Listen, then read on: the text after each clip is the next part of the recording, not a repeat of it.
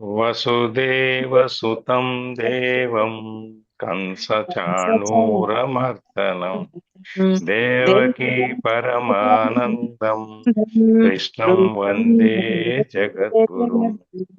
శ్రీకృష్ణం వందే జగద్గురుం.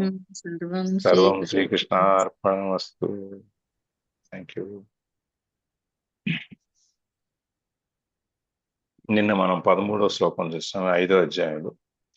దాంట్లో ఇంద్రియ నిగ్రహములు ఉండి మన దేహధారి అంటే ఈ దేహాన్ని ధరించిన మనం, ఈ బయటికి ఉన్న దేహాన్ని ధరించిన మనం ఎటువంటి కర్మలు చేసినా కూడా ఆ కర్మ ఫలితాలని మనం ఆశించం, తీసుకోము, వదిలేస్తాం.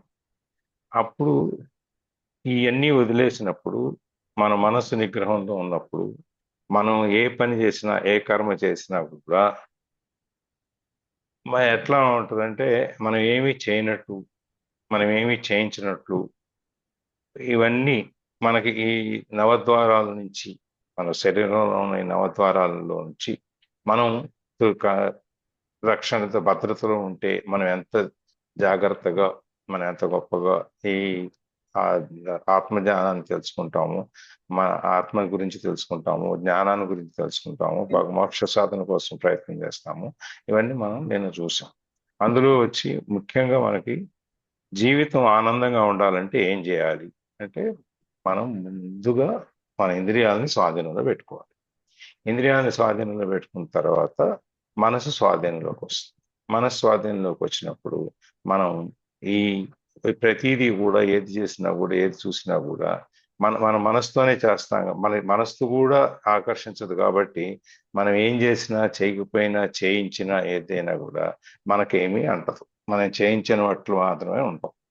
మన ఇవన్నీ మనం చేయం కాబట్టి ఏదన్నా లేకపోయినా కూడా మనకు సుఖంగా, ఈ సుఖం అనేది, ఆనందం అనేది మనకి దొరుకుతుందని మనం ఆశించినప్పుడు, ఇది నేనే చేస్తున్నాను, ఇది నా వల్ల జరుగుతుంది అనుకున్నప్పుడు మనకి ఈ కష్టాలు, బాధలు, ప్రేమలు, అభిమానాలు ఇవన్నీ పెరుగుతాయి, రాగద్వేషాలు అన్నీ పెరుగుతాయి.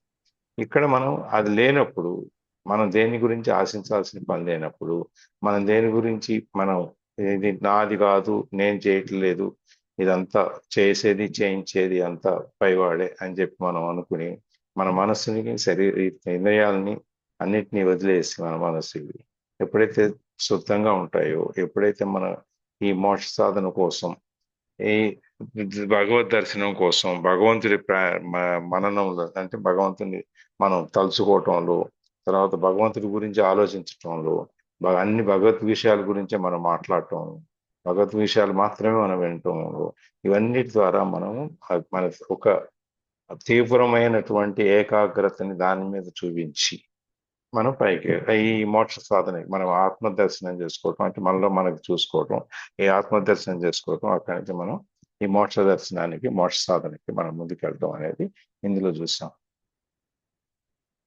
ఇందులో మనం ఏం చేసినా కూడా, ఏ పని సర్వకర్మాణి అని చెప్పి చెప్తారు మనకి. ఇందులో ఏం చేసినా కూడా అన్ని కర్మలు, మా అన్నిట్లోనూ మనకి నిష్కామ బుద్ధి, ఎటువంటి ఆలోచన, ఆశ ఫలితాన్ని గురించి ఆశించకుండా ఈ చేతులతో, మన ఈ శరీరంతో ఎన్ని కర్మలు చేసినా కూడా అవి మనకు అంటాం.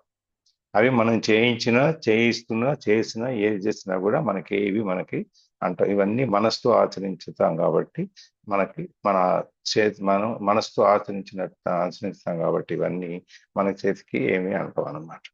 అందుకని ఇది ఈ విధంగా మనం ఇంద్రియ నిగ్రహంగా పెట్టుకుని మనసు సమస్త కార్యాలని, ఒక ఫలితాన్ని మనం వదిలేసి, మనం శరీరంతో ఎన్ని పనులు చేసినా కూడా ఈ నవద్వారాలకి తో కూడినటువంటి ఈ శరీరం మనకి, ఈ దేహంలో ఏ కార్యం చేసినా, చేయకపోయినా, చేయించినా కూడా మనం తటస్థంగా ఉంటాం, సాక్షిభూతకంగా ఉంటాం. మనం ఈ సాక్షిభూతకం గురించి ఎన్నోసార్లు చెప్పుకున్నాం కాబట్టి పెద్దగా మనకి దీంట్లోకి వెళ్ళాం. ఇప్పుడు ఏది చేసినా కూడా మనకేమీ అంటదు, మనం చూస్తుంటాం అంతవరకు. ఆ విధంగా మనం నిశ్చింతగా ఆత్మలో, మనం ఆత్మ దర్శనానికి, లేకపోతే ఆత్మ తెలుసుకోవటానికి మనం ప్రయత్నం చేయొచ్చు. ఈ నవద్వారాల గురించి నేను చూసుకున్నాము. దాని మనకి ఈ ఇంద్రియాలు స్వాధీనం పరుచుకొని సమస్త కర్మలను లేకపోతే వాని ఫలములను మనసుతో వదిలేసినట్టయితే సుఖం అనేది జరుగుతుంది అన్నమాట. ఇవన్నీ మనం చూసాం నిన్న. ఇవాళ 14వ శ్లోకంలో ఈ కర్తృత్వం, కర్మ అనేది కర్తృత్వం అంటే కర్మ చేసేటువంటి మనం కర్తలం అనమాట. కర్మ చేసేవాళ్ళం కాబట్టి మన కర్తలు. ఈ కర్తలు అనేవాళ్ళం ఎందుకు, ఎట్లా జరుగుతుంది, ఎట్లా సంభవిస్తుంది అనేది వాళ్ళ శ్లోకంలో చూద్దాం. 14వ శ్లోకంలో చదువుదాం. న కర్తృత్వం న కర్మాణి లోకస్య సృజతి ప్రభుః న కర్మ ఫల సంయోగం స్వభావస్తు ప్రవర్తతే. ఈ శ్లోకం ముందు ఒక్కొక్క పదానికి అర్థం చూద్దాం, తర్వాత తాత్పర్యం చూసిన తర్వాత మనం వ్యాఖ్యలోకి వెళ్దాం. ఈ ప్రభువు భగవంతుడు అంటే ఆత్మ, లోకన్య లోకస్య లోకమునకు ప్రాణులకు, కర్తృత్వము నా సృజతి కలుగజేయటం లేదు, కర్మాణి కర్ములను నా కలుగజేయటం లేదు, కర్మఫల సంయోగము కర్మఫలములతోటి సంబంధమును నా సృజతి కలుగజేయటం లేదు, స్వభావహాతు అంటే దేహాభిమానవాసన మూలమగు ప్రకృతియే జన్మాంతర సంస్కారమే ప్రవర్తించుతున్నది, అట్టి కర్తృత్వాదులను కలగజేస్తున్నది. భగవంతుడు అని అంటే ఆత్మ జీవులకు కర్తృత్వం కానీ, నువ్వు కర్తవి నువ్వు చేయని కానీ, లేకపోతే కర్మములు కానీ, కర్మ పనులు కానీ, లేకపోతే కర్మ ఫలముల గురించి కానీ ఇవన్నిటికీ సంబంధం కలుగజేయట్లేదు. ఇది మరి ఏంటంటే ప్రకృతి సంబంధం కలిగిన జన్మాంతర సంస్కారమే ఆయా కర్తృత్వాలను కలుగజేయుచున్నది.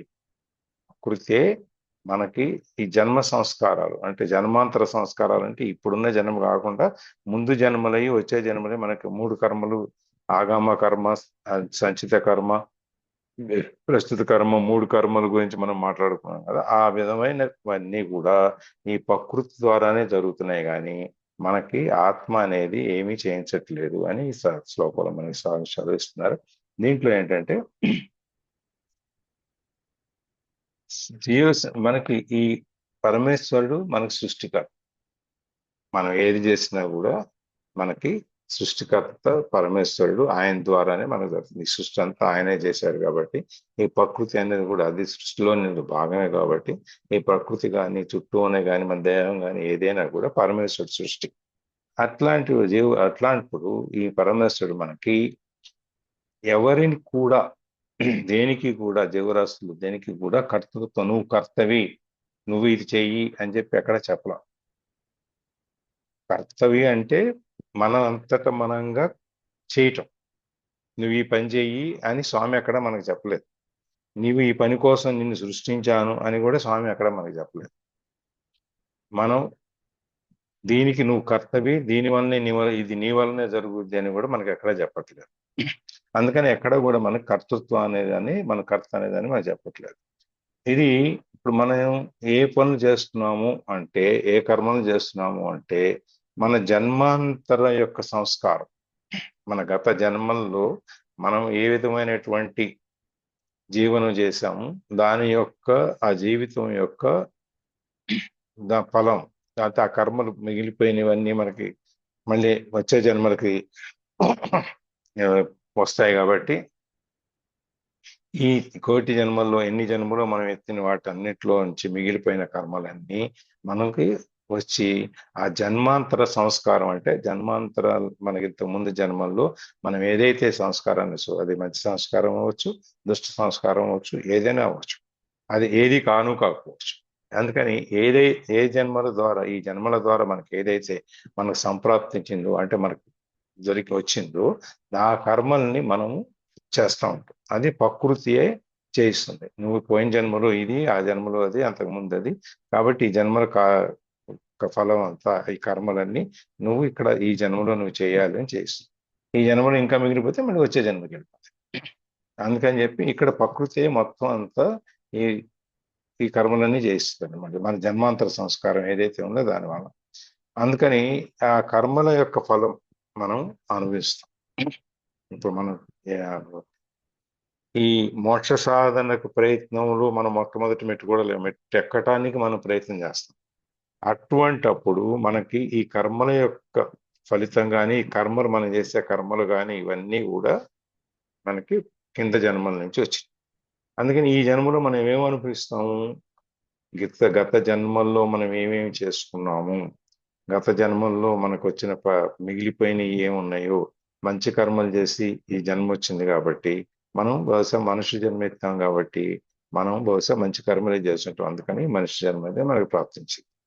చెడు కర్మలు చేసే వాళ్ళకి దాన్ని బట్టి వాళ్ళ జన్మ గరుడ పురాణంలో ఏ జన్మలు చేసే ఏ పనులు చేసే వాళ్ళకి వచ్చే జన్మలు ఏ విధంగా పుడతారు, లేకపోతే వాళ్ళకి ఏ విధమైన శిక్షలు ఉంటాయని నాకు రాశారు. మనకి ఇప్పుడు గరుడ పురాణం వచ్చి మనకి మాట్లాడడం ఇక్కడికి సంబంధించినంత వరకు మనకి ఈ ఈ జీవరాశి మొత్తం అంతా కూడా వాటి కర్మలను అనుసరించే మనకు వస్తాయి. ఒకసారి జీవస్వామి చెప్తున్నారు, ఏమంటే ఈ పని చేస్తే పిల్లిగా పుడతారు, ఆ పని చేస్తే కుక్కగా పుడతారు, ఆ పని చేస్తే ఇంకోటిగా పుడతారు, ఈ విధంగా రకరకాలుగా మీరు పుడతారు అంటున్నారు. మరి ఇంతమంది ఈ విధంగా ఇప్పుడు 800 కోట్ల మంది 800 కోట్ల రకాలుగా ప్రవర్తిస్తుంటారు. వాళ్ళు చేసే కర్మలన్నీ రకరకాలుగా ఉంటాయి. మరి వీళ్ళందరికీ ఏమిటి అంటే, వాళ్ళు ఒక్కో సందర్భంలో మనిషిగా పుట్టిన ఏదో పుణ్యవశాత్తు వాళ్ళ యొక్క మనస్తత్వం ఆ జంతువులను పోలే ఉంటుంది. కుక్కగా పుట్టకపోయినా మనిషిగా పుట్టినా కుక్కకున్న లక్షణాలు ఏంటి? విశ్వాసం, వెనకబడి ఉండటము, తినేసి పడుకోవటము, ఇవేవో కొన్ని ఉన్నాయి కదా. లేదు పిచ్చి కుక్కలు అయితే అట్లా కరవటము. ఆ లక్షణాలు ఏవైతే గత జన్మలో ఉన్నాయో ఈ జన్మలో కూడా మనం మనిషిగా పుట్టినా కూడా మనకి స్వభావం మాత్రం ఆ జంతువుదే ఉంటుంది. ఆయన ఒకసారి ప్రవచనాలు చెప్తా ఉన్నారు. కాబట్టి మనం ఏ కర్మలు చేశాము, దేన్ని బట్టి మనకి ఇదంతా మనం ఇవాళ ఏది నాటుతామో మనకి అదే ఫలం వస్తుంది. మనం వరి గింజలు నాటితే వరి గింజలు వస్తాయి. దాంట్లో కొన్ని తాలు కూడా ఉంటాయి పనికిరాని. అట్లాగే మనం చేసిన కర్మలు కొన్ని జన్మలు మనకు పనికి రాలేదు. అట్లాగే మనం జామ మొక్క నాటితే జామ పళ్ళు వస్తాయి, మామిడి పళ్ళు రావు కదా. జామ మొక్క నాటితే మామిడి పళ్ళు వస్తాయా? రావు సార్. రావు కదా.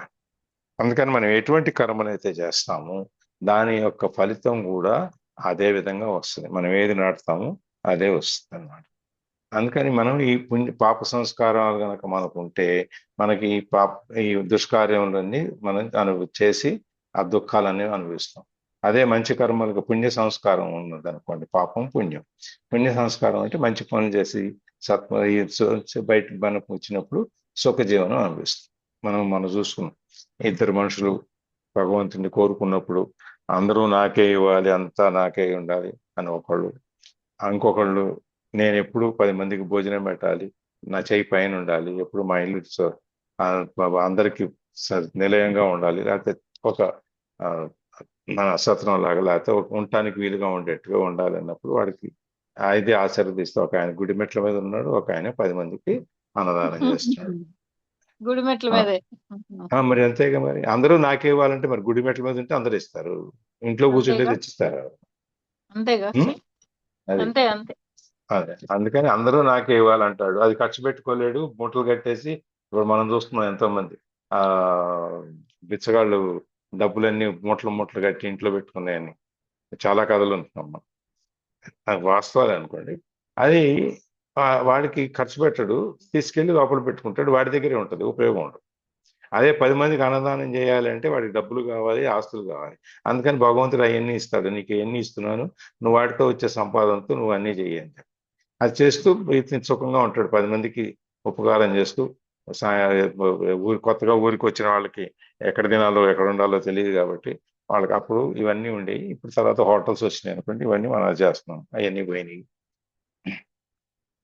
సత్రాలు, తర్వాత హోటల్స్, రాజులంతా సత్రాలు కట్టించి భోజనాలు పెట్టించి ఇవన్నీ ఏవో చేశారు. దాని తర్వాత ఒకటి వరుసగా మన కార్యక్రమం ఈ పరిణామ క్రమంలో మనకు కొత్త కొత్త అన్నీ వస్తున్నాయి.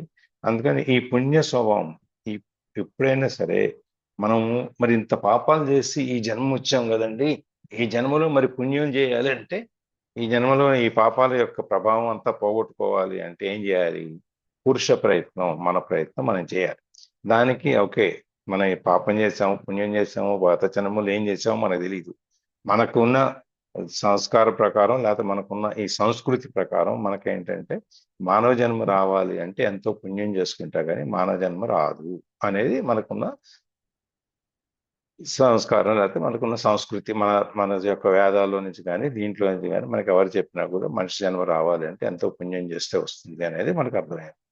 సో ఈ పుణ్యం చేస్తే వస్తుంది అన్నప్పుడు ఇక్కడి నుంచి అయినా సరే మనకి పాపకర్మలు ఏమి చేయకుండా మనం అన్ని మంచి కర్మలు మంచి పనులే చేయాలి అనేది అన్నమాట. ఇది ప్రయత్నం. ఈ ప్రయత్నం ఎప్పుడైతే మనం మొదలు పెడతామో ఏదైనా కూడా ఒక అడుగు ముందుకేస్తే రెండో అడుగు పడుతుంది. ఈ 10 అడుగులు మనం నడవలేము అనుకుంటే అక్కడే ఉండిపోతాం. మనకి ఏ ప్రయోజనం దానివల్ల చేకూరు. ఏదో కష్టము నిష్ఠూరము ముందు నడవటం మొదలు పెడదాం అనుకుంటే ఒక్కొక్క అడుగు పడతా ఉంటే ఎంత దూరమైనా తరిగిపోతుంది. అందుకని ప్రయత్నం అనేది చేస్తే నీ సక్సెస్ రేటు నువ్వు ఎంత గెలుస్తావు అనేది సగం ఛాన్స్ అయితే ముందు నువ్వు మొట్టమొదటి అడుగు వేయంగానే 50% నువ్వు గెలిచినట్టు. అడుగే వేయకపోతే మనం గెలవటానికి అసలు ముందు మొదలు పెడితే కదా గెలవటం అనేది జరిగేది, లేకపోతే అడుగు వేయటం అనేది జరిగేది, ఇలా నువ్వు గమ్యాన్ని చేరుకోవటం అని జరిగేది ఎప్పుడు జరుగుద్ది? నువ్వు అడుగేస్తే. అడుగేయకపోతే 0 సున్నాలో ఉంటుంది. నీ ప్రాబబిలిటీ రేట్ ఏదైతే ఉందో మొదలు పెడితే 50-50, మొదలు పెట్టకపోతే 0, మొదలు పెట్టిన తర్వాత దాన్ని కంటిన్యూ చేస్తే అలాగే కొనసాగిస్తే నీ యొక్క ప్రాబబిలిటీ రేటు సక్సెస్ రేటు 100%. అందుకని ఈ పురుష ప్రయత్నం అనేది మనం చేయాలి. పురుష ప్రయత్నం అంటే పురుషులు ఒకళ్ళే చేయమని కాదు, మనుషులు అందరూ, మనం ఆడ మగ ఎవరైనా సరే మనం ఏం చేసినా కూడా మనం సమాజానికి సంఘానికి ఈ చుట్టూ ఉండే ప్రపంచానికి మనం ఉపయోగపడేటట్టుగా ఉండాలి. ప్రేమతో అభిమానంతో చేయాలి. మనని మనం ఎలా చూసుకుంటామో మన అవతల వ్యక్తిని కూడా అలాగే చూడాలి. మనలో ఒకసారి మనకు ఆత్మదర్శనం జరిగినప్పుడు మన ఆత్మే అవతల వ్యక్తిలో ఉన్నట్టుగా మనం భావించాలి. అందరి ఆత్మలు ఒకటే అని చెప్పి మనం భావించాలి. ఈ విధంగా మనం అనుకున్నప్పుడు, ఈ ప్రయత్నం చేసినప్పుడు మనకి ఈ సన్మార్గంలో మనం ఇవన్నీ బయటకు వచ్చినప్పుడు మనం సుఖం అనిపిస్తాం అన్నమాట. అంటే మోక్షానికి మనం వస్తాం. పాప స్వభావం చేస్తే అట్టి ఇది ఎంత చేసినా కూడా పాప స్వభావం అనేది మనకి ఎట్లా ఏర్పడుతుందో పుణ్య స్వభావం కూడా మనకు అట్లాగే ఏర్పడుతుంది.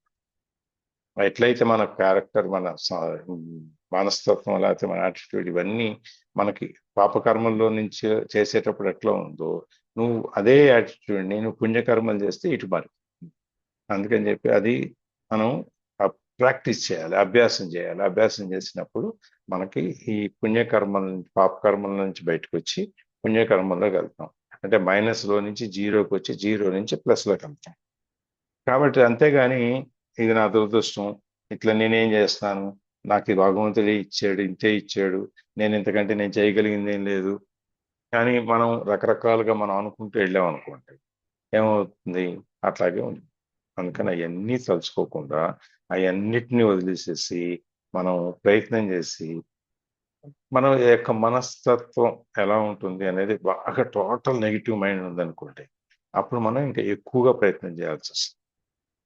ఏది ఈ ఈ మోక్ష సాధనకి, అది సన్మార్గానికి, మంచి ప్రవర్తన కోసం మనం ఇంకా ఎక్కువ ప్రయత్నం చేయాల్సి వస్తుంది.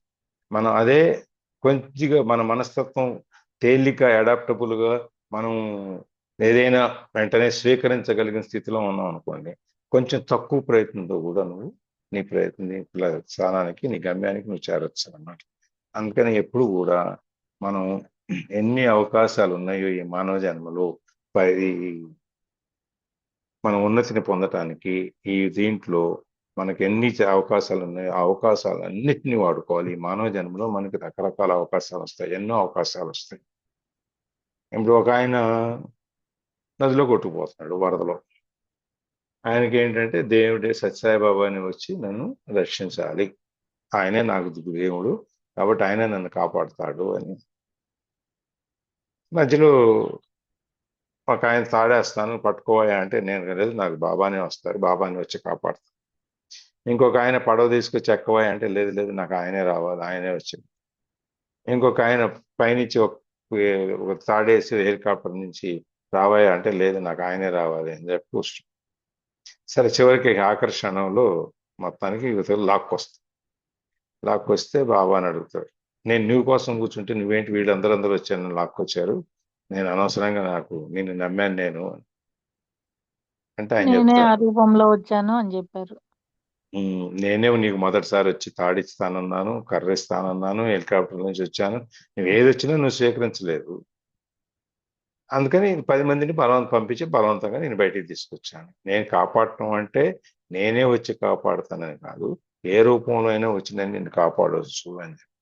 మనం ఈ ఆత్మోద్ధరణ కోసం ఈ మానవ జన్మలో మనకు వచ్చే అవకాశాలన్నిటిని మనం ఉపయోగించుకొని ఈ ఆత్మని మనం తెలుసుకొని నేను అంటే ఏంటి అనేది మనం తెలుసుకున్నప్పుడు, మనం ఈ ఆత్మను ఉద్ధరించుకున్నప్పుడు, ఆత్మదర్శనం అయినప్పుడు మనకి మోక్ష సాధన అనేది తేలిక జరుగుతుంది అన్నమాట. అందుకని మనం చేసే కర్మలకు భగవంతుడికి ఎటువంటి సంబంధం లేదు. ఇది మన జన్మ జన్మల సంస్కారంతో మనకి వస్తుంది, దాని ప్రకారం ఈ ప్రకృతిలో మనం చేస్తుంటాం. అందుకని మనం కృష్ణార్పణం వస్తూ అంటే అయ్యా నీదే ఇదంతా అంటే నువ్వే చేస్తున్నావు అని మనం చెప్పినా, ఇదంతా కూడా ప్రకృతి ద్వారా జరిగేది, మన జన్మ జన్మల సంస్కారం ద్వారా జరిగేది. కాకపోతే నీ కృష్ణార్పణం వస్తూ అనకపోతే మనకి ఈ మనస్సు వాటి మీద లాగుతూ ఉంటుంది. దేవుడికి అర్పించేసామంటే మనం పక్కన చూడం. అందుకని చెప్పి మనం ఇవన్నీ కూడా మనం మానసికంగా మనం తయారు చేసుకుంటాం అన్నమాట. ఇవన్నీ ప్రకృతితో జరుగుతాయి. నెక్స్ట్ మనకి 15వ శ్లోకంలోకి వెళ్దాం. నా దత్తే కస్యచిత్ పాపం నచైవ సుకృతం విభుః అజ్ఞానేనావృతం జ్ఞానం తేన ముహ్యంతి జంతవః. విభుహు భగవంతుడు అంటే ఆత్మ, కస్యచిత్ ఎవని యొక్కయు పాపమును నా అదత్తే స్వీకరింపడు, సుకృతం చ ఏవ పుణ్యమును నా స్వీకరింపడు, అజ్ఞానం చేత జ్ఞానము అవృతం కప్పబడి ఉన్నది, తేన అందుచేత జంతవః ప్రాణులు ముహ్యంతి మోహమును చెందుతున్నారు. పరమాత్మ ఎవని యొక్క పాపమును గాని పుణ్యమును గాని స్వీకరింపడు. నీ అజ్ఞానం చేత జ్ఞానం కప్పబడి ఉన్నది, అందుచేత జీవుడు భ్రమనొందుచున్నాడు అనే తాత్పర్యం ఈ శ్లోకంలో. అంటే ఇక్కడ పరమాత్మ మన యొక్క పుణ్యంతో గాని పాపంతో గాని ఈశ్వరుడికి ఎటువంటి సంబంధం లేదు, పరమాత్మకి ఎటువంటి సంబంధం లేదు. అవన్నీ వాటి యొక్క ఈ పుణ్యం ద్వారా వచ్చే ఫలితం కానీ పాపం ద్వారా వచ్చే ఫలితం కానీ ఆయనే స్వీకరించడు. ఇప్పుడు మనం పుణ్యం ద్వారా వచ్చే అన్నమయ్యని తీసుకున్నాం. ఆయన ఎక్కడెక్కడ ఏదో అన్ని చిన్నప్పుడు అంతా అల్లరిగా తిరిగినా కూడా మళ్ళీ ఆయన భగవద్ దర్శనంతో భగవత్ ప్రార్థనలో మననంలో చదివటం వినటం చేయటం అన్నిట్లో ఆయన మునిగిపోయిన తర్వాత చివరికి వచ్చేటప్పటికి ఆయన బాబు నువ్వు రా ఇక్కడికి అని చెప్పి నీకు పంపిస్తాడు, మన విమానం పంపిస్తాడు, ఆయన అన్నమయ్య దాంట్లో వెళ్ళాలి. ఇప్పుడు మన పుణ్యం ఫలం, ఇప్పుడు అన్నమయ్య పుణ్యం చేశాడు కాబట్టి దాంతో వచ్చిన ఫలం ఏదైతే ఉందో ఆ ఫలితాన్ని స్వామి స్వీకరించారా?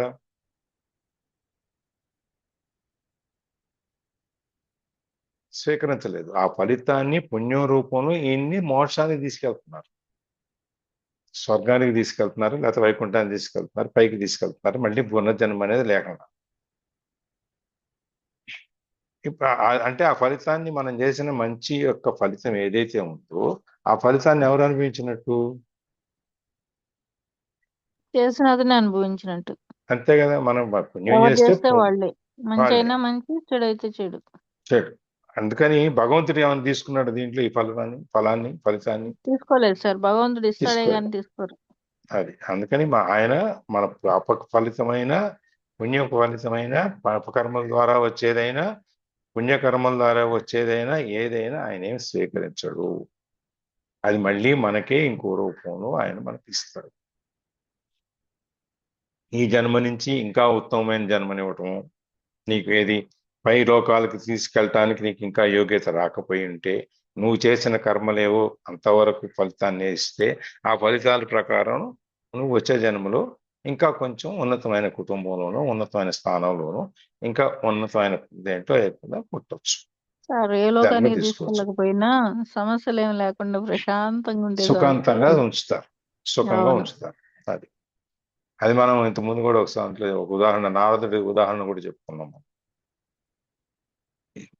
నా నా స్వామి దగ్గరికి వెళ్ళి నీ మంత్రం చదివితే నాకు వచ్చే ఉపయోగం ఏంటి అని చెప్పి నీ నామస్మరణ చేస్తే అంటే ఆయన చెప్తాడు, పలానా దగ్గరికి వెళ్ళి ఆ బురదలో ఒక చిన్న పురుగు ఉంటుంది, ఆ పురుగుకి నా పేరు చెప్పుకోండి, నా నామస్మరణ చేయమను అని. అక్కడికి వెళ్ళి నారాయణ అనగానే ఆ పురుగు చచ్చిపోయింది. మళ్ళీ అయ్యో స్వామి నేను చెప్పంగానే ఆ పురుగు చచ్చిపోయింది అంటే లేదు, పలానా ఇంట్లో ఆవుదూడ ఉంటుంది, ఆవుదూడ దగ్గర చెప్పిపోయాను. మళ్ళీ అక్కడికి వెళ్ళి చెబితే ఆవుదూడ చచ్చిపోతుంది. ఆవుదూడ చచ్చిపోగానే మళ్ళీ పరిగెడతాడు భయం వేసి, స్వామి ఇట్లా చెప్తే ఆవుదూడ చచ్చిపోయాను. తర్వాత రాజుగారికి ఒక కొడుకు పుట్టాడు. రాజుగారికి కొడుకు పుట్టినప్పుడు మళ్ళీ వెళ్ళి చెప్పు అంటాడు నారాయణుడు, నువ్వు వెళ్ళి నారదుడిని మళ్ళీ వెళ్ళి నారాయణ అని చెప్పు ఆయనకి అంటాడు.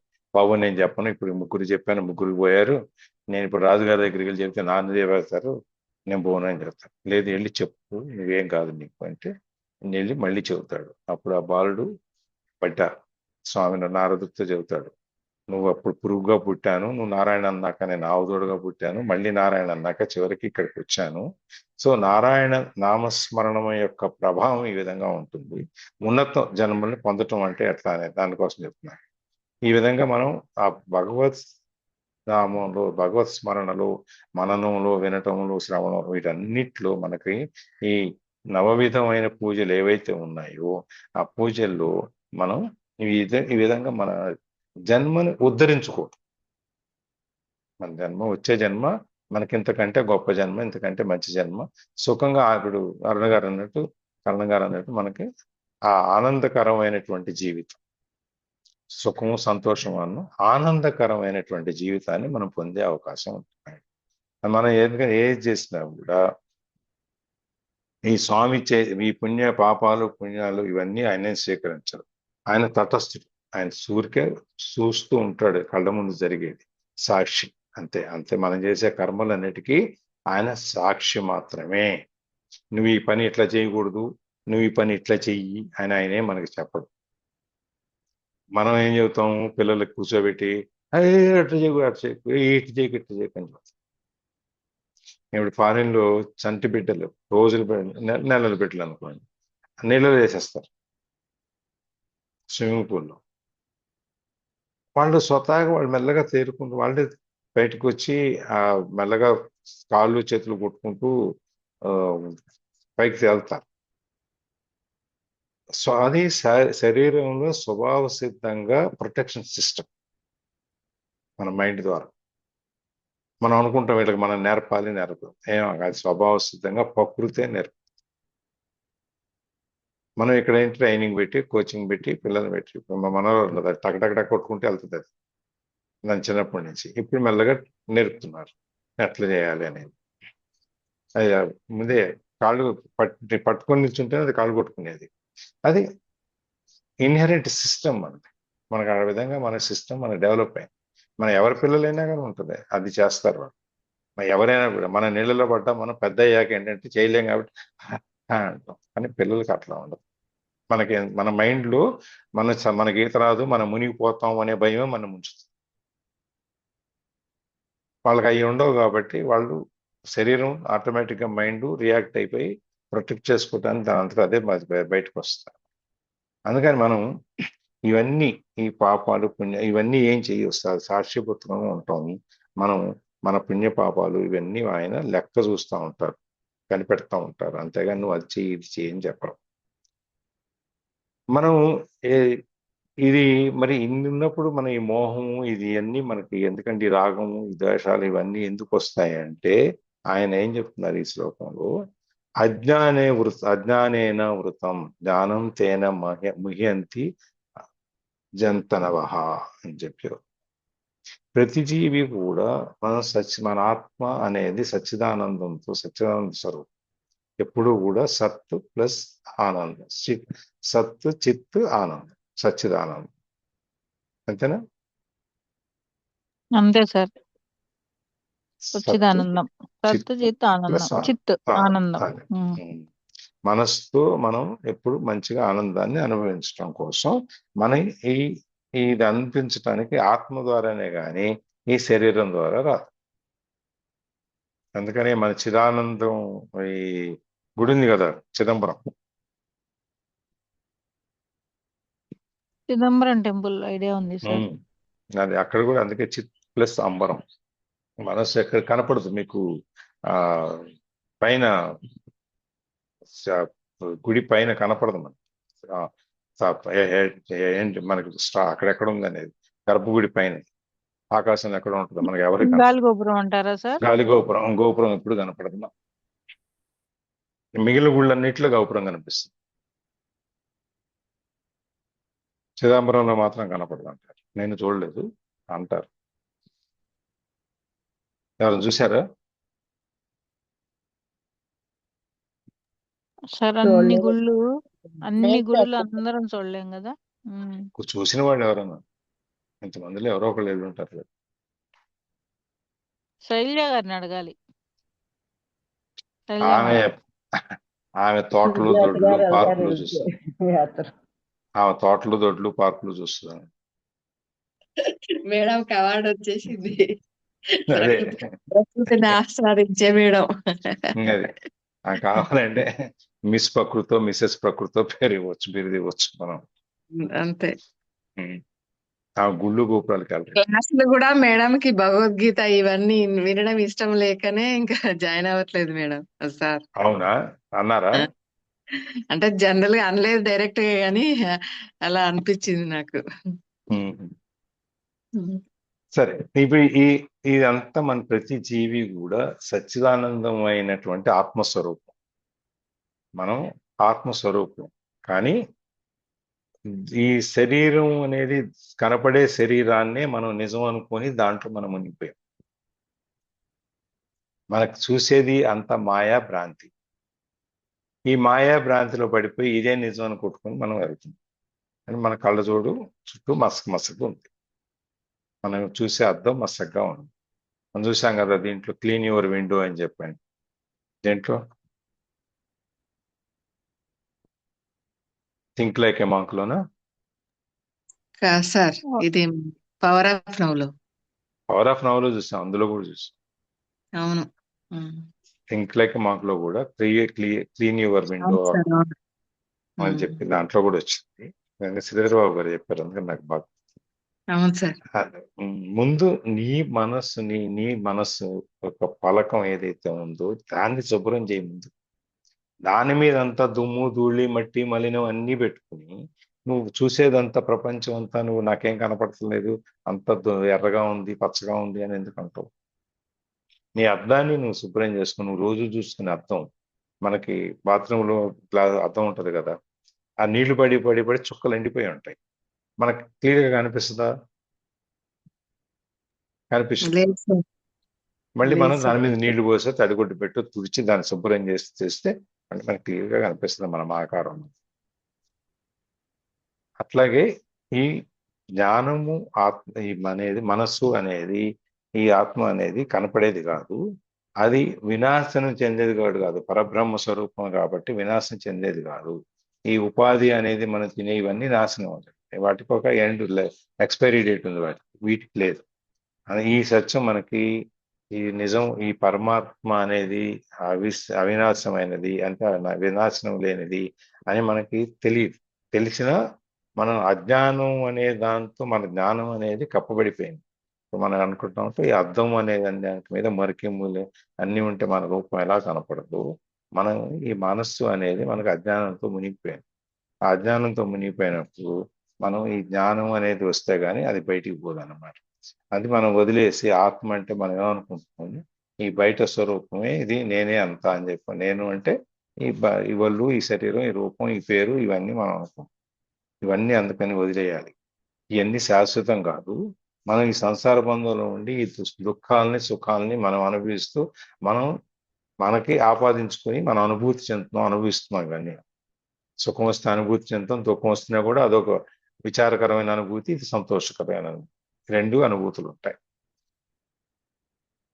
ఎప్పుడైతే మనం ఈ పురుష ప్రయత్నం అని ఇందాక మనం చెప్పుకున్నట్టు చేస్తామో, ఈ ఆత్మజ్ఞానాన్ని ఎప్పుడైతే సంపాదించుకుంటామో అప్పుడు మనకి అజ్ఞానం అనేది పోతుంది. మనకి చదువు రాదు అనుకున్నప్పుడు చాలా మందికి చిన్నప్పుడు అంటే వాళ్ళ రేపు అందరూ చదువుకుంటున్నారు కాబట్టి కానీ ఇంతకుముందు కొంచెం చదువు రాని వాళ్ళు కూడా ఉండేవాడు పెద్దవాడు. దానికి వయోజన విద్యా కేంద్రాలు అని చెప్పి గవర్నమెంట్ పెట్టింది. వయోజన విద్యా కేంద్రాలు అంటే ఈ వయసు వచ్చిన వాళ్ళు పెద్దవాళ్ళకి వాళ్ళకి చదువు నేర్ప సార్ ఈ సాయంత్రం ఉండేది అది. సాయంత్రం ఉమ్, మా ఇంట్లో కూడా జరిగింది సార్ అది. ఇది అది వరకు పెట్టేవారండి పెట్టేవాడు. పెద్దవాళ్ళందరికీ నైట్ చెప్పేవారు స్కూల్ స్కూల్. పెట్టేవాడు. అది అక్షరాస్యత పెంపొందించి అందరూ మాకు మా రాష్ట్రంలో 100కి 100 పాళ్ళు చదువుకున్న వాళ్ళే ఉన్నారు అంటే కనీసం వాళ్ళకి సంతకం పెట్టమన్నా నేర్పేవాళ్ళు. సో మరీ పుస్తకాలు చదవటం రాకపోయినా కనీసం సంతకం పెట్టడం, చిన్న చిన్న పదాలు చదవటం అన్నా నేర్చుకునేవాళ్ళు అనమాట వాళ్ళు. ఆ విధంగా మనకి స్వామి ఈ విధంగా అట్లయితే మనకి ఈ విద్యను నేర్పుతున్నారు. మనం కూడా ఈ జ్ఞానం అనే విద్యను నేర్చుకుంటే మనకి అజ్ఞానం అనేది వెళ్ళిపోతుంది. అప్పుడు మనకు ఆత్మస్వరూపం కనపడుతుంది. ఎప్పుడైతే ఇవన్నీ క్లీన్ చేసావో నువ్వు నీ స్వరూపం ఏది ఉందో నిజంగా ఈ మచ్చలు లేకుండా కనపడేది నిజ స్వరూపం. అదే ఆత్మస్వరూపం. ఆ ఆత్మస్వరూపం మనకు కనిపిస్తుంది. అదే మోక్షం. అందుకని ఈ అజ్ఞానం తొలగించుకోవటం అనేది చదువురాంతనం లేకపోతే అజ్ఞానం అనేది తొలగించుకోవటం అనేది మన పనే, భగవంతుడి పని కాదు. మనం మన ఆత్మ మనలో ఉంది, ఇంకా కొత్త ఆత్మ రాదు మనకి. దేవుడు కొత్తగా రాడు, ఈ ఆత్మే దేవుడు. ఈ ఆత్మని మనం శుద్ధి చేసుకొని జ్ఞానంతో మనం చేసుకోవాలన్నమాట. అందుకని మనం ఏ పుణ్య ఫలితాలు మనం ఏం పొందుతున్నామా, సుఖం పొందుతున్నామా, దుఃఖాన్ని పొందుతున్నామా, సంతోషంగా ఉన్నామా, లేకపోతే ఆనందంగా ఉన్నామా, ఏ విధంగా ఉన్నాము అనేది మనం చేసే యొక్క కర్మలను బట్టి ఉంటుంది. ఆ కర్మల్ని మనం చేసుకుంటాం కాబట్టి మనకే దాన్ని ఈ అనుభవిస్తాము. దానికి భగవంతుడికి ఏం సంబంధం ఉండదు. ఇందాక మనం అనుకున్నట్టు భగవంతుడు నువ్వు చేసిన పుణ్యకర్మల యొక్క ఫలితాన్నే నీకు మోక్షంగా ఇస్తున్నాడు. నిన్ను బొందితో స్వర్గానికి తీసుకెళ్తున్నాడు ప్రాణంతో. ఎందుకంటే నువ్వు చేసిన పుణ్యకర్మలు, సత్కర్మలు ఏవైతే ఉన్నాయో ఎటువంటి ఫలితాన్ని ఆశించకుండా నువ్వు చేశావు కాబట్టి దానికి ప్రతిఫలం మనకి ఇస్తున్నాడు ఈ విధంగా. అంతేగాని ఆయనకేమి ఫలం మనం చేసిన కర్మల వల్ల ఆయనకేమి రావట్లా, మనకే తిరిగి మళ్ళీ మనకి ఇస్తున్నాడు. ఇప్పుడు మనం నివేదన పెడతాం స్వామికి, స్వీట్లు చేస్తాము, రకరకాలైన పదార్థాలు చేస్తాం. చేసి మన పండుగలు వచ్చినాయంటే మరీ ఎక్కువ అందరూ ఈ వాట్సాప్ ఇవన్నీ వచ్చిన తర్వాత వాళ్ళు రోజుకు ఒకటి చెబుతున్నారు. ఒక్కొక్కడు ఒక్కో ఛానల్, ఒక్కొక్క దీంట్లో ఒక్కొక్క వీడియోలో ఒక్కొక్కటి చెబుతారు. నువ్వు ఇది చేయాలి, అది చేయాలి, ఈ రోజు నీకు చేయాలి, నవరాత్రులు ఈ విధంగా పలానా రోజు ఈ ఒక్కొక్కళ్ళు పద్ధతి చెబుతుంటారు. ఒకళ్ళు దానికి ఒకదానికి పొందన కూడా ఉండదు. ఉండదు. ఎందుకంటే అందరూ ఒకటే తెలుసుకుంటే వచ్చింది చెబితే కూడా పోతుంది. అది అందరూ ఒకటే చెబితే ఒకటే చేసుకుంటాం కదా. 10 మంది 10 రకాలు చేస్తే ఎందుకు వచ్చిందంటే 10 చేద్దాం అని చెప్పి 10 చేస్తాం. చేస్తే స్వామి ఏమని తింటున్నారా? లేదు సార్, మనమే పెట్టిన వాళ్ళమే. మనమే కదా మనకి ఏది కావాలంటే అది చేసుకునేది, దేవుడు ముందు తినేది. పెట్టేది, మనమే తినేది. అది ఫలం అనేది మనం ఏం చేసామో, ఏ కర్మలు ఉన్నాయో ఆ కర్మల యొక్క ఫలం ఏదైతే ఉందో అది మనమే అనుభవిస్తాం. కానీ స్వామి ఏమి చూడరు, తీసుకోరు, ఆయనకే సంబంధం లేదు. మనం కాబట్టి మనం ఏం చేయాలి అంటే భగవద్భక్తిని పెట్టుకుని, భగవంతుడి మీద భక్తిని పెట్టుకుని ఈ అజ్ఞానాన్ని మనం తీసేసి జ్ఞానాన్ని పొందడం ద్వారా మనము ముక్తులం అవ్వాలి. అది ఈ శ్లోకంలో మనకి చెప్తారు. మనం అజ్ఞానంతో ఉండి, అజ్ఞానంతో కప్పబడి ఈ చిన్మయ స్వరూపం, ఆత్మస్వరూపాన్ని చూడలేకపోతున్నాము. కాబట్టి మనము దుఃఖాన్ని పొందుతున్నాం. ఎప్పుడైతే నువ్వు జ్ఞానాన్ని పొంది ఆత్మస్వరూపాన్ని చూడగలుగుతావో అప్పుడు ఆనందాన్ని పొందుతావు, సంతోషంగా ఆనందాన్ని పొందుతావు. అది 15వ శ్లోకం. 16వ శ్లోకం మొదలెడదాం. చాలా ఇది కొంచెం పెద్దగా ఉంటుంది, కొంచెం పైపైన చూద్దాం, తర్వాత రేపు మళ్ళీ కొంచెం వివరంగా చూద్దాం. రేపు ఎల్లుండి మళ్ళీ 3 రోజులు నేను ఉండకపోవచ్చు.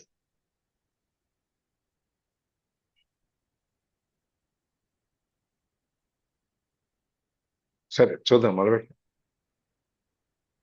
జ్ఞానేన తు తదజ్ఞానం ఏషాం నాశితమాత్మనః తేషామాదిత్యవజ్ఞానం ప్రకాశయతి తత్పరం.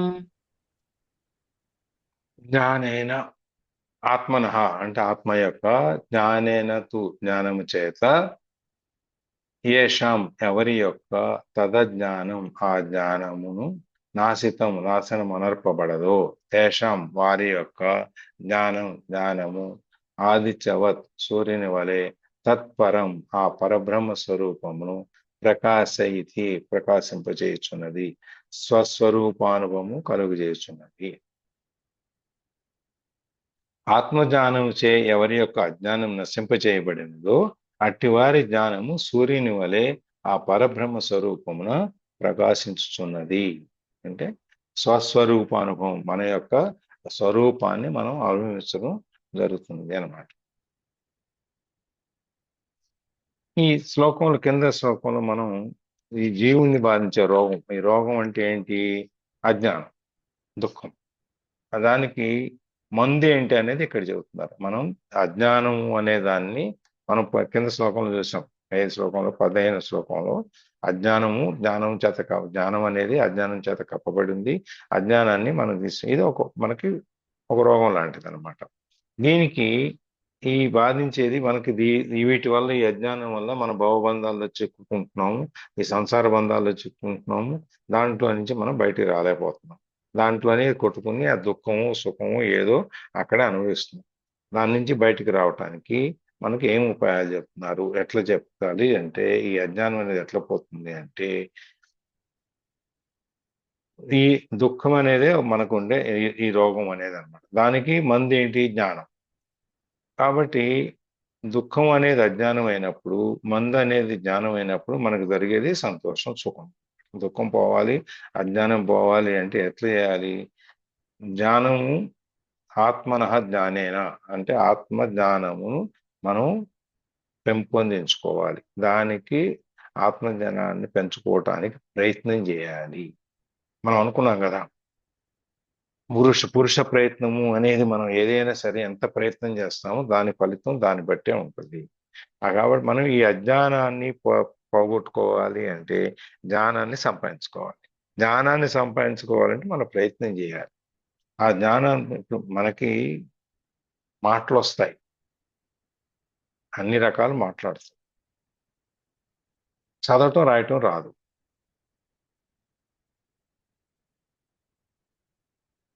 చదవటం రాదు, రాయటం రాదు, కానీ మాట్లాడతామా లేదా? మాట్లాడతాం సార్. మాట్లాడతాం కదా.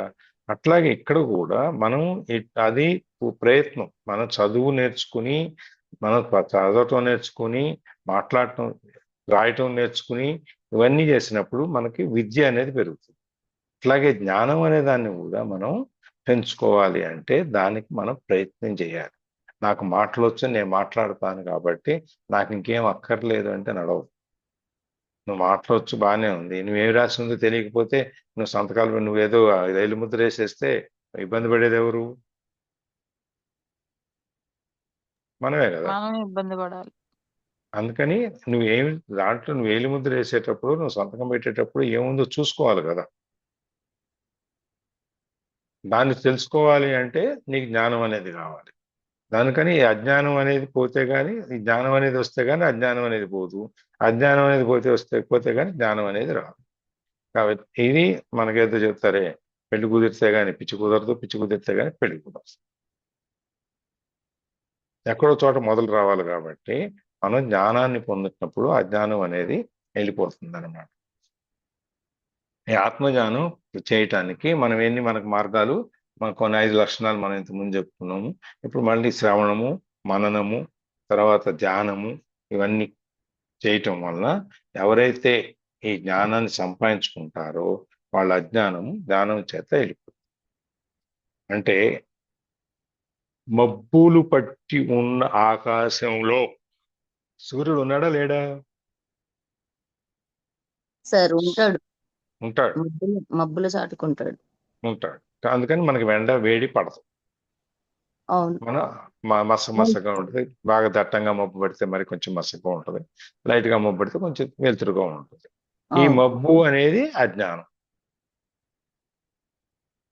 ఈ మబ్బుని తీసేసాం అనుకోండి, అప్పుడు సూర్యుడి యొక్క కాంతి మన మీద పడుతుంది, లేకపోతే సూర్యుడి ప్రకాశం మనం చూడగలుగుతాం. అట్లాగే మనం కూడా ఈ అజ్ఞానం అనే దాన్ని తీసేస్తే జ్ఞానం అనేటువంటి దాన్ని పెంచుకుంటే మనం కూడా సూర్యుడు ఎలా ప్రకాశిస్తాడో ఆ విధంగా మనం కూడా ఆ విధంగా ప్రకాశించగలుగుతాము అని చెప్పి. అందుకని సెకండ్ దాంట్లో దేశమాదిత్య వజ్ఞానం అని చెప్పి ప్రకాశయతి తత్పరం అని చెప్పి. ఆదిత్యవత్ అంటే దట్టమైన మన ఈ మేఘం కప్పున్నప్పుడు మనకు లోకం అంతా ఎట్లా చీకటిగా అయిపోతుంది. అదే గ్రహణం వచ్చినప్పుడు కూడా మనకి లోకం అంతా చీకటిగా అయిపోతుంది. ఎప్పుడైతే మనకి ఈ జ్ఞానం అనేది వస్తుందో ఈ మేఘాలన్నీ తొలగిపోతాయో అప్పుడు సూర్యుడు ప్రకాశవంతంగా కనిపిస్తాడు. అదేవిధంగా మనం కూడా ఈ అంధకారం ఎట్లయితే వెళ్ళిపోతుందో మన ఆత్మ కూడా సూర్యుని లాగా స్వయం ప్రకాశితం, స్వతः ప్రకాశితం. ఈ ఆత్మ కూడా మనం దానంతట అదే ప్రకాశవంతంగా తయారవుతాయి. ఎప్పుడు మనం ఆత్మను తెలుసుకుని మన మనసును తీసుకెళ్ళి ఆత్మలో పెట్టి అప్పుడు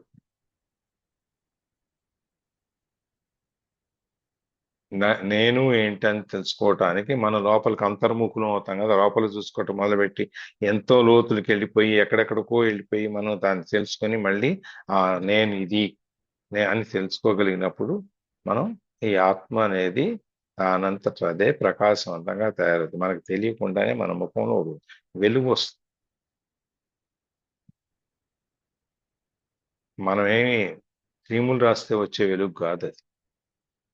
లోపల నుంచి మనకుగా మన ఆత్మ ఏదైతే ఉందో అది ఈ దుమ్ము ధూళి అన్ని తీసేసిన తర్వాత ఒక మన మాణిక్యం వజ్రం ఉందనుకోండి, దాని మీద అంతా పైన ఆ మట్టి ఎక్కడో భూమిలో దొరికితే దాంట్లో తీసేసి అన్ని సానబెట్టి పదును పెడితే ఆ వజ్రం ఇంత మెరుస్తుంది. డైమండ్ అనేది ఎంత పెద్ద డైమండ్ అంటే దాన్ని ఒక చోట ఒక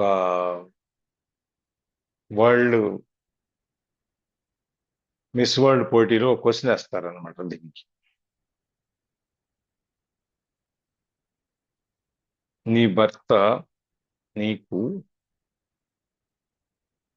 ఒక వజ్రాన్ని ఇస్తే, ఆ ప్రశ్న దాంట్లో లాస్ట్ లో ఫైనలిస్ట్ని అడుగుతారు.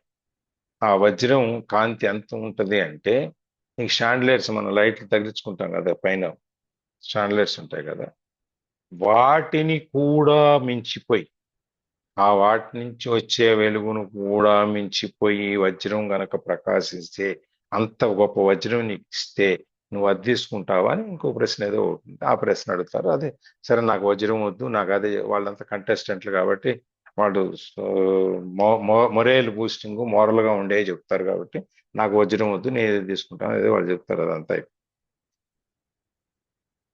అట్లా అంతటి ప్రకాశం అంటే ఆ వజ్రానికి ఎంత స్వయం ప్రకాశం ఉంటుందో మనకు ఆత్మ కూడా అదే విధంగా మనం ఈ దుమ్ము ధూళి దులిపేసినప్పుడు అంత ప్రకాశవంతంగా వెలుగుతుంది. ఆ వెలిగినప్పుడు మన శరీరంలో మనకు తెలియకుండానే ఒక విధమైన కాంతి, మన ముఖంలో ఒక ప్రశాంతత, మన ముఖంలో ఒక కళ, ఒక గ్లోరీ అంటాం కదా, ఆ మా కళ అది అంటే వెలుగు, మన కళ్ళల్లో లైవ్లీనెస్ ఉంటుంది, జీవం ఉంటుంది. కళ్ళు చూడంగానే కళ్ళు చూడు ఎంత లైవ్లీగా ఉన్నాయో, ఎట్లా బాగున్నాయో అని చెప్పి మనం అనుకుంటాం కొంతమంది. ఆ విధంగా అనమాట వాళ్ళని ముట్టుకుంటే మన ఒంట్లో వైబ్రేషన్ వస్తాయి. మనం అందుకని పెద్ద పెద్ద గురువులు వాళ్ళ దగ్గరికి వెళ్ళినప్పుడు వాళ్ళ పాదాలు ముట్టుకుని మనం చెప్పుకున్నాం ఇంతకుముందే, దూరంగా ఉంచుతారు వాళ్ళ శక్తి మనకు రాకుండా ఉండటం కోసం. లేకపోతే మన శక్తి వాళ్ళు శక్తివంతులైనప్పుడు మన అశక్తితో వాళ్ళకు చేరకుండా ఉండటం కోసం. ఆ విధంగా వాళ్ళు ఈ మన జ్ఞానము అనేది మనకు బయటకు వచ్చినప్పుడు మనం అంతటా మనం ప్రకాశవంతంగా తయారవుతాం. ఈ సూర్యుడు ఎట్లా కనిపిస్తాడో మేఘాల్లో నుంచి వచ్చినప్పుడు బయటకు వచ్చినప్పుడు ఆ విధంగా మనం కూడా ఆత్మ మనకి ఈ బయటికి ఈ ప్రచండ జ్ఞాన రూపంతో బయటకు వస్తుంది అనమాట. ఆ విధంగా మనకు మోక్ష స్థితి జరుగుతుంది. అది ఒక విధంగా.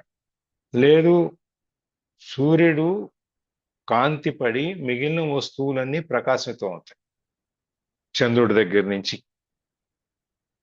సూర్యకిరణాలు పడితేనే కదా చంద్రుడు వచ్చేది. చంద్రుడికి స్వయంగా తనంతట తనగా ప్రకటించుకునేటువంటి అవకాశం లేదు కదా. స్వయం ప్రకాశి కాదు అంటారు. కాదు. ఓకే. సూర్యుడి అవును. కిరణాలు చంద్రుని మీద పడినప్పుడు చంద్రుడు ప్రతిబింబించడం వల్ల మనకి వెన్నెల అనేది వస్తుంది. అవును. ఇది నేనేం చెప్పట్లేదు, ఇది ఆల్రెడీ భౌగోళికంగా వాళ్ళందరూ చెప్పారు. మనం సైన్స్ మేము మర్చిపోయాం సైన్స్ లో మేము మర్చిపోయాము కదా, గుర్తు చేస్తున్నారు సార్. ఉమ్. ఆ, అంటే మనం కూడా ఇది ఆత్మని తెలుసుకోవటం వలన ఒకవేళ సూర్యుడిలాగా మనకు కాంతి మన మీద పడకపోయినా మనం మనంతట మనమే ప్రకాశవంతం అవుతాం.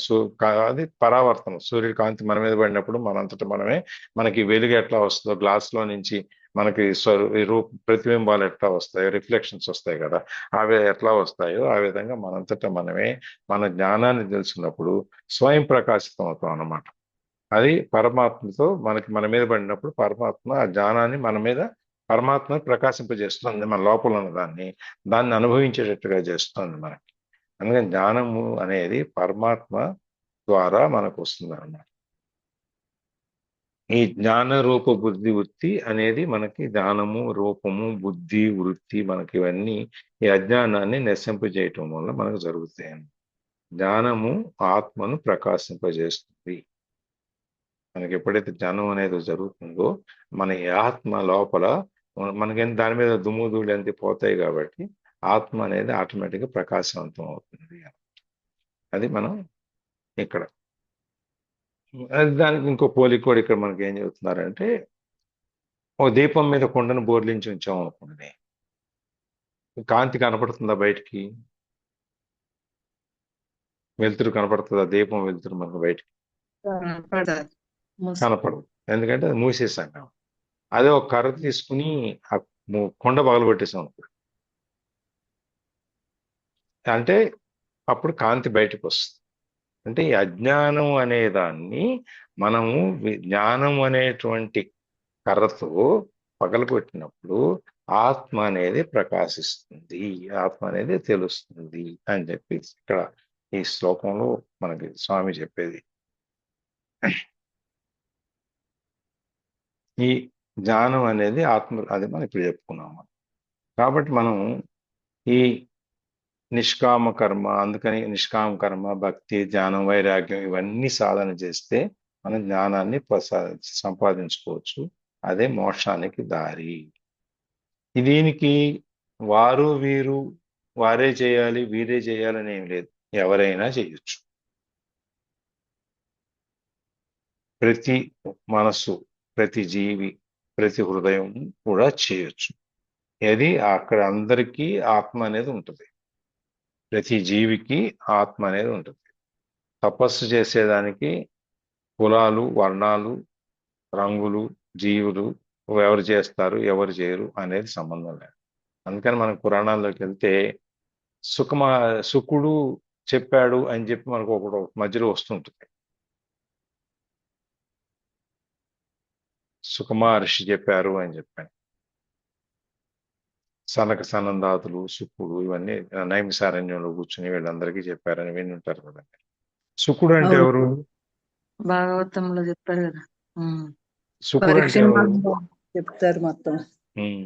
ఒక సుఖ అంటే ఎవరు? శుకుడు అంటే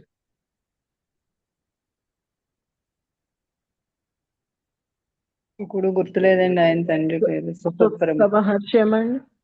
సుఖమహర్షి. సుఖ మహర్షి సుఖమహర్షి అని చెప్తారు. ఉమ్. పరీక్ష మహారాజుకి 7 రోజుల్లో మొత్తం భాగవతం చెప్తారు కదా.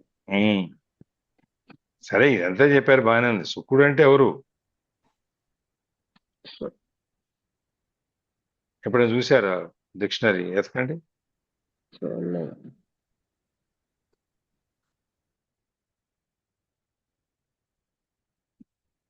వ్యాస మహర్షి వ్యాస కుమారుడు అంట మహర్షి సార్. కుమారుడు సార్.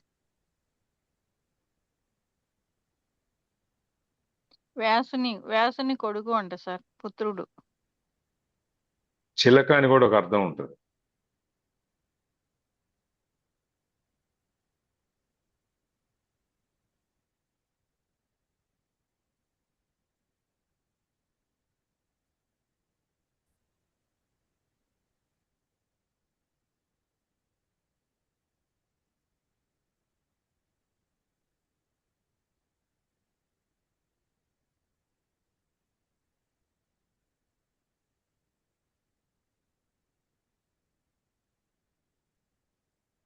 అది మనకు ఒక దాంట్లో ఇదిగో సుఖమహర్షి జన్మ రహస్యం చిలకగా ఎలా పుట్టాడో తెలుసా అని ఒకటి ఉంది ఇక్కడ మన భక్తి ఛానల్లో.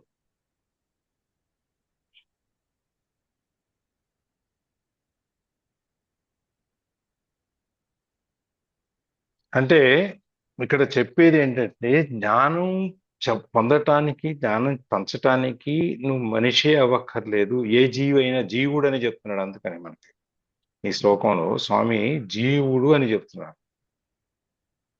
ఈ ఆ జ్ఞానం అనేది సంపాదించటానికి నువ్వు ఏ జీవుడైనా అంటే ప్రాణం ఉన్న వస్తువు ఏదైనా, ప్రాణం ఉన్న జంతుజాలాలు కావచ్చు, పురుగులు కావచ్చు, పుణ్యాలు కావచ్చు, మనుషులు కావచ్చు, ఎవరైనా కావచ్చు. మన జీవుడు అంటే మనమనే కాదు, ప్రాణం ఉన్నవాడు ఎవరైనా. అందుకని చెప్పి ఈ ఇక్కడ దీనికి ఎటువంటి నిబంధనలు, షరతులు లేవు.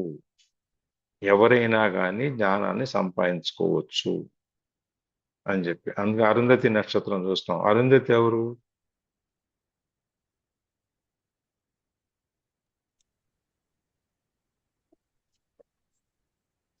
ఒక ఆదర్శ బ్రాహ్మణుడు. మహిళ. ఆవిడ గురించి సావిత్రి మ్యామ్కి అయితే కరెక్ట్గా చెప్తారు, మనం అయితే వినడమే. కానీ ధనలక్ష్మి అంటే భవాని అంటే కూడా చెప్పొచ్చు. ఆమె బ్రాహ్మణ, వాళ్ళు ఏమన్నా క్షత్రియుల, ఇవన్నీ ఏం కాదు. నిమ్న కులానికి చెంది. మనం పెళ్ళవగానే అరుంధతి నక్షత్రం చూపిస్తారు. అంటే ఇక్కడ జాతి, మత, కుల భేదాలు ఏమీ లేవు జ్ఞానాన్ని పొందటానికి, ఆ స్థాయి చేరటానికి అని చెప్పి. విదురుడు దాసికి పుట్టాడు, కానీ విదుర నీతి అనేది మనకి ఇప్పటికి ఉంది.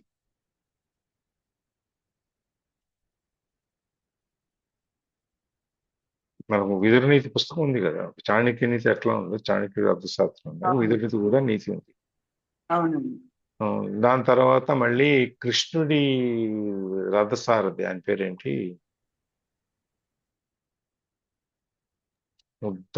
కూడా దృష్టద్యుమ్నుడండి కాదు. కృష్ణుడి రథసారథి కూడా ఆయన పేరుతో ఉత్తానుడండి.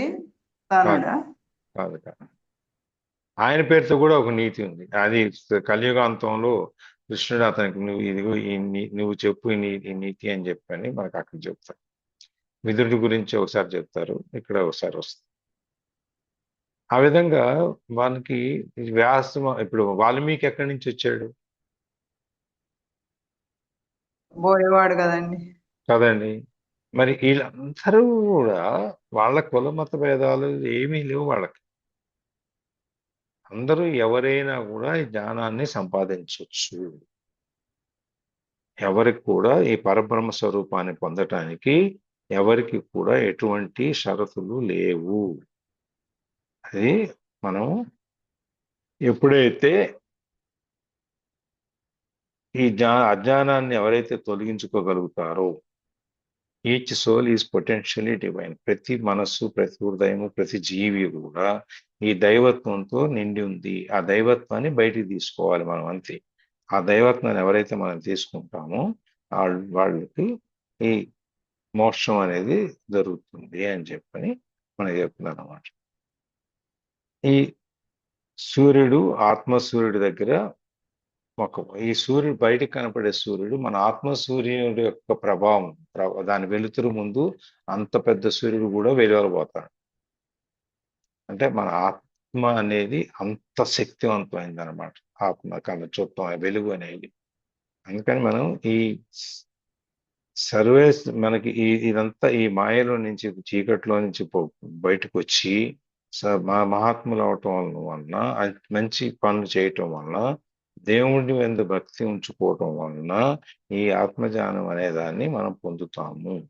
ఆ పరబ్రహ్మ స్వరూపం అనేదాన్ని మనము అజ్ఞానం చేసేయటం వలన పొందుతాము అని చెప్పి ఈ శ్లోకం యొక్క అర్థము. 16, 14, 15, 16 3 శ్లోకాలేని. మళ్ళీ కొంచెం కావాలంటే వివరంగా 16 మళ్ళీ చెప్పుకుందాం. Thank you sir. Thank you. Brother గారు క్లోజింగ్ ప్రేయర్. योगेशं सच्चिदानन्दं वासुदेवं व्रजप्रियं धर्मसंस्थापकं वीरं कृष्णं वन्दे जगद्गुरुं श्रीकृष्णं శ్రీకృష్ణం वन्दे వందే जगद्गुरुं జగద్గురుం सर्वं సర్వం श्रीकृष्णार्पणमस्तु. శ్రీకృష్ణార్పణమస్తు. ఇంకెవరైనా ఇందులో ఏదైనా యాడ్ చేయగలిగితే సుకన్య రోజు ఓట్ ఆఫ్ థ్యాంక్స్ వస్తుంది సార్. 6ంటికి వస్తుంది. మరేనా ఇంకా లేట్ ఉమ్, 6ంటికి రానట్టు 6ంటికి వచ్చేసి ఎవరైనా యాడ్ చేస్తారా అండి?